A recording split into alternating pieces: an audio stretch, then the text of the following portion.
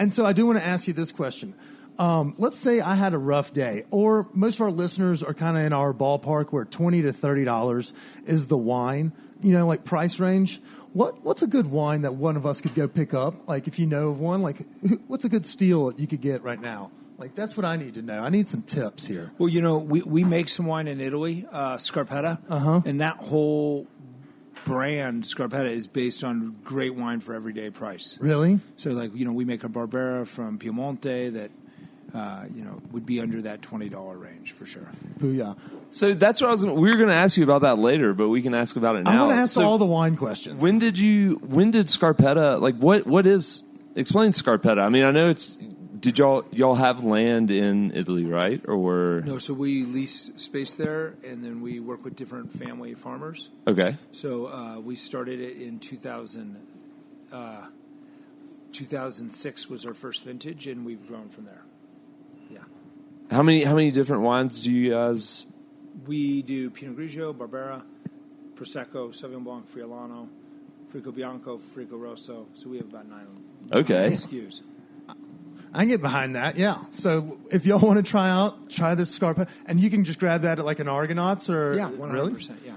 Bada bing. I'm going to give it a whirl. I'll tag you next week in that stuff. Okay. That's what's up. So, but before we get any further... That's a perfect segue, because I was genuinely asking. I wasn't like plugging the company on purpose, but that was perfect segue. So kudos to me for doing that. I'm going to shout 100%. Out to 100%. Yeah, that was intentional. We're getting better at this. Yeah. These are skills you can't teach. Now I have a question for you guys. Hope. Now that you've worked on this, now is it easier to do the weed part before you do the interview?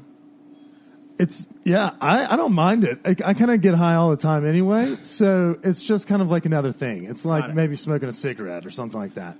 I don't think, it's got a base layer all the time. Yeah, I start, there, and then I work from that. I gotcha. And it's usually like, also you can throw in like a vodka soda.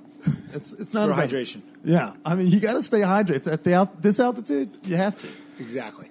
It depends on my day. It depends on my day and when we get off work and we're headed to where we're going. Because research work doesn't lend itself to being a little foggy up there all the time. Gotcha. So, and where do you do your research work at? We'll get on to that at a later time, but hopefully not for long. Hopefully we're making our way into doing this full time. Okay, got it. Perfect. So that's the next goal, is that. So we should give a shout out to our sponsors, Live Well, and don't forget the Fillmore Denver. Go follow them on Instagram and on Facebook at Fillmore Denver and at Live Nation Colorado. So jumping back, you came back to Colorado in 2004 to open. 2003. 2003. And we opened in 2004. And you opened in 2004. And that's right around the time you got the master? Yes, I passed the master's is February of 2004. Was that one of the hardest tests you've ever taken? Well, I took it a lot of times, so some days were harder than others. How many times? Like 6. That's like me in the driving test. Is that the average? I don't know what the average is, but what happened was I passed service and theory, failed tasting. You have to reset, pass service and theory again. So like that day that I passed service and theory in London, that was an easy day. It clicked. But then getting through the whole body of work took a while, and it was. When I was done, I was excited that part of the journey was finished. So when you set a goal, you really knock it out of the fucking park, brother. I try. That's gnarly. So I want to ask a couple questions about this tasting. So for most of our friends, don't forget about the Brian McClintock episode. We talked about the Somm movies. We dove into Colorado wines. But what wine hung you up? Was it like a white or a red? No, it was just me. I think it was just me. I think it was me having test anxiety and not being relaxed in my tasting. And then once I got control of that, it was pretty straightforward. You put it like on a pedestal? Like you were it was too much. I was putting too much energy into the worry of the test instead of enjoying the journey of the test. That's wild. He's like, just enjoy the ride. Relax. Yeah. So I was reading this book not that long ago. I think it's called Cork Dork or something, and it's kind of this person gets in with the sommelier scene and tries to understand it. So when you were studying for this tasting test for your master's, were you like brushing your teeth and stuff, or were you eliminating coffee and all that? Not at all.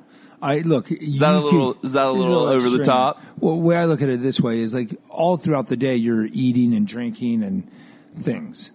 So the best way to get ready to blind taste is just have a glass of neutral white or a glass of champagne, and it just gets you all set up ready to taste.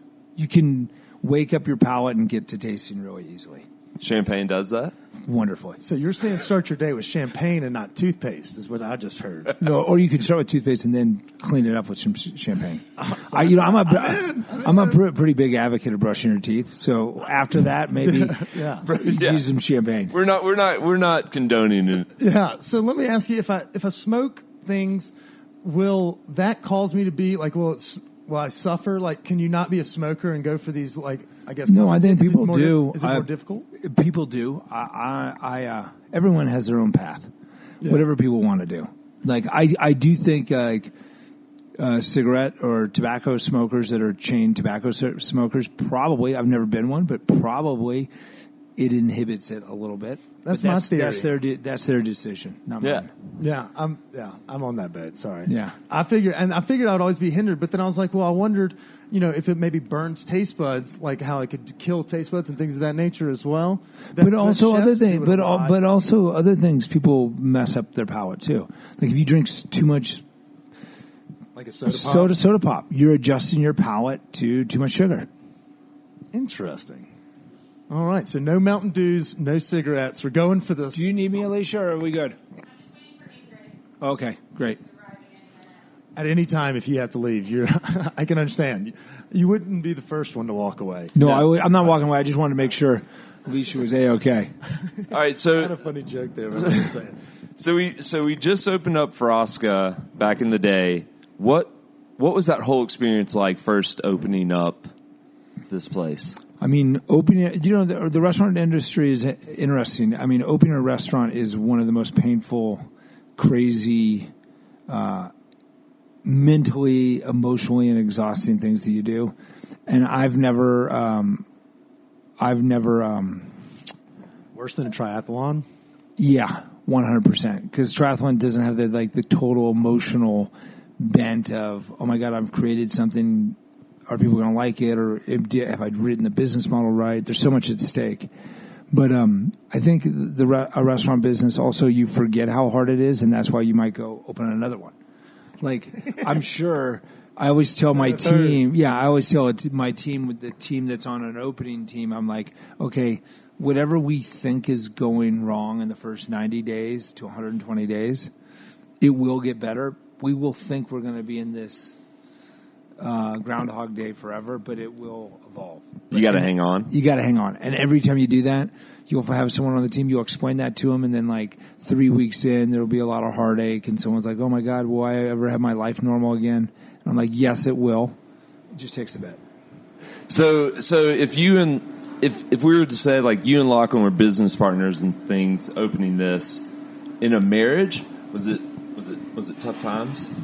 If y'all were in marriage terms? Well, my wife was part of us when we opened that. I mean, she's still part of me. We've been married for almost 19 years. I think he was using it as a metaphor, though. Oh, yeah. So Lachlan didn't come out right. Yeah, but Lachlan and I he's like my work husband.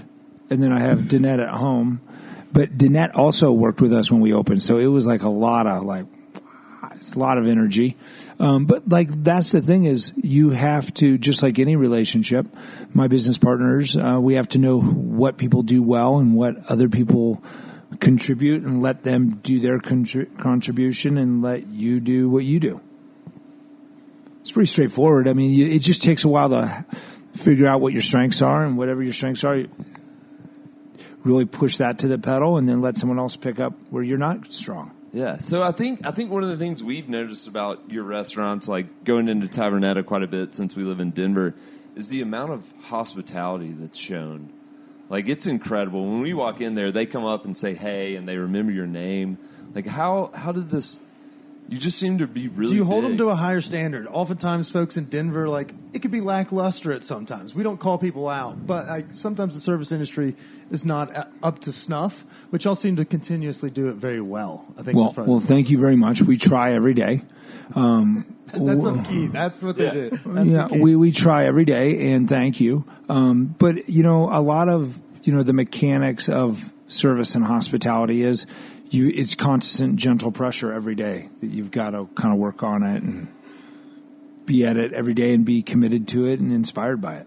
All right, I want to pick his brain about some stuff. Quit going back to food when I want to talk about booze. Okay. Let's dive into. So I want to ask. I went to this thing at Eat Colorado where they were featuring Carboy as well as some Tierra or whatever it is. It's in Palisades, and so I want to ask you some questions about what's going to happen. Where's the boom? The boom is about to come of Colorado wines. What do you think about the Colorado wine scene and how it's growing extra? I guess lavishly. Everyone's talking about it. Well, this is my thought on that, and I've kind of followed it for over 25 years. Hold on one second. We just have a star showing up here from New York. Ingrid, welcome to Frasca. You're on a podcast right now. Welcome. Hey, Ingrid. Lucky you. Lucky you. So I think the one thing that the Colorado scene would be best at would be if we kind of focus where we are. Like, I think a lot of wine growers want to plant Cabernet and Chardonnay or Syrah because those are commercial varietals. But I think there's a lot of inspiration if we looked at regions of the world that were more high alpine regions, like the Arbois or Savoie in France, or Valtellina in Italy, Alto Adige in Italy. These what we call alpine regions. They grow at higher altitudes. Yeah, they have very similar climates. Not as high altitude as us, but high altitude for the continent. And they have those varietals that do great in these very short, intense growing seasons. And that's what we need to adopt more to really have it take off here. I think that would really change the landscape per se. What would some of those varietals be? Muller-Thurgau, Trousseau, Pulsard. There's so many great, funky alpine varietals that would be great. Nice. Okay. Because I keep hearing about it, and we saw it in the 5280 magazine, so I figured, wow, I have a Master Sommelier. See, I can't even say the normal You got it. Yeah, I got it that second time. Figured I might as well pick his brain and ask him. Yeah. So is anyone doing that right now? Do we have a shout-out we want to... Not that I see right now, and I wish people would. Okay, nice. So for our listeners at home and for those that maybe we were hanging out with at Eat Colorado, take heed of his advice. Yeah. Is that how you say that? Yeah. It's all right. Okay. Somewhere in there. I think that was my last Colorado wine question. Now I'm just going to ask him normal questions about Colorado. What do you think about that, Chris? Go for it. All right. So I want to know, you've been here for a while. You obviously are in touch with the scene, not only, like socially as well. Like you mentioned, the art museum that's popping off. We want to know some of your fan favorite places to go. We'll say the metro area because most of our listeners may be in the Denver area. Yeah. And I consider Boulder, Denver all the same area. Okay, perfect. Cool. We're down with that. All right. So best $10 meal under $10 you can get maybe around town. Am I allowed to use one of mine? Yeah, I'll let you. We don't usually let you, but I'll let you since you're the fast casual version of Pizzeria Locale. Yeah, that one is solid. We had a couple of those. We had the buy one get one free pie cards. We fucking ate there like 6 times in maybe a month. I love that. We were at an apartment party where we went. We were like, guys, we got a bunch of these. We'll all go down there together. We'll all get 2-for-1s. I love it. Take them back. Yeah, great. I love that. So they were fire. We may have demolished. That was all of December. Awesome. Put on a winter coat. But if you're, let's say you're jumping down. But something like a little bit more than $10. Something I love going to Cart Driver.